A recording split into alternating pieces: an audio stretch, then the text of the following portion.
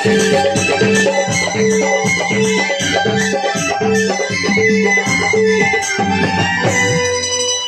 Sound वाला भैया रात भर का मेहनत करते।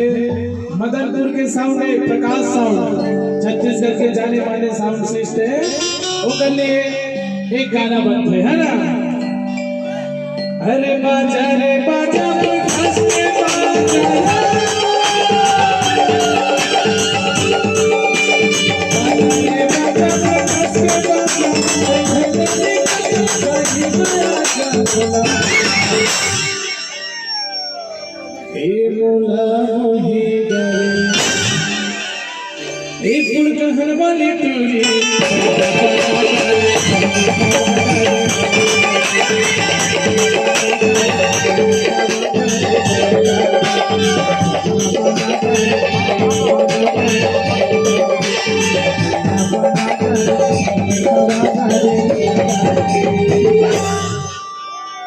तभी तो कैठा ऋषि भाई